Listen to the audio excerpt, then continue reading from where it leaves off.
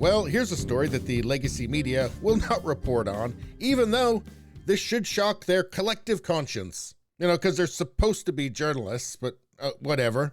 Here's a headline. Biden administration pressured Facebook to censor Tucker Carlson. Now, this is supposed to be unconstitutional, not supposed to be able to do this. Says Joe Biden's White House pressured Facebook to censor Fox News talk show host Tucker Carlson for criticizing the jab. And that's internal documents released by Louisiana Attorney General Jeff Landry revealed on Friday. So this is completely separate from the Twitter files.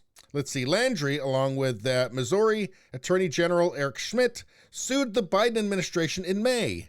The suit complained of a collusion between the federal government and social media companies to censor dissenting opinions on the 2020 election, the coup, and other politicized topics. See, in July, a federal court ordered the administration to hand over internal communications documents between officials and the tech companies, including Facebook and Twitter. So with stuff like this and the Twitter files, you can see that the collusion between government agencies and big tech is just completely widespread. So let's see, what does this have to do with Tucker Carlson? It says in an April 14th, 2021 email to an unidentified Facebook employee, White House Director of Digital Strategy complained of Carlson saying the jabs don't work, as well as citing fellow conservative commentator Tomi Lahren's public vow to pass up on the jab. So let's take a look at this letter. It says, since we've been on the phone, the top post about jabs today is Tucker Carlson saying they don't work. Yesterday was Tomi Lahren saying she won't take one. This is exactly why I want to know what reduction actually looks like. If reduction means pumping out our most vaccine-hesitant audience, with Tucker Carlson saying it doesn't work, then I'm not sure it's reduction. So this is the White House Director of Digital Strategy demanding that Tucker Carlson be censored. And the word reduction here is obviously a euphemism for censorship. And we're talking about Tomi Lahren here saying she won't take one. I mean, why would that be censored? She's just saying she's not going to do something. How is that the White House's or Facebook's business? So a Republican strategist, Andrew Surabian, tweeted this. So the Biden White House directed big tech to censor Tucker Carlson.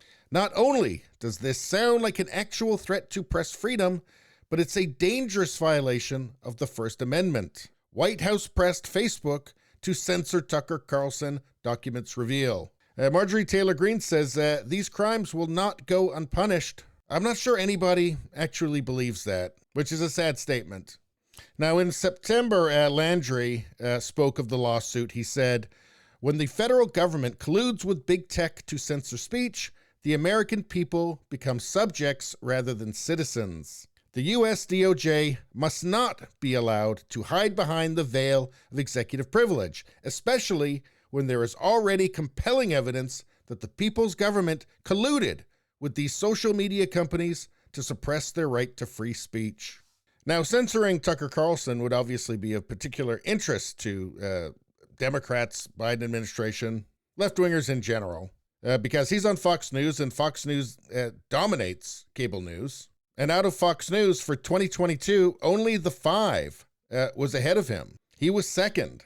And I would say, just purely as a political commentator, I would say he's probably more influential than The Five. And obviously a constant thorn in the side of the Biden administration. I think that they obviously hate him. But, you know, even with everything that we've seen so far from things like this, from the Twitter files, I think it's just the top of the iceberg. I mean, the Twitter files themselves hint at mass interference with not only Twitter, but with all of them. Facebook, Google, all of them, even Pinterest. And I think as time goes on, we're going to see more and more evidence of this, and the legacy media is going to continue ignoring all of it because they are no longer journalists, they are activists. Anyway, please subscribe, like, and share. Sharing really helps me out. I thank you for that. I will see you next time.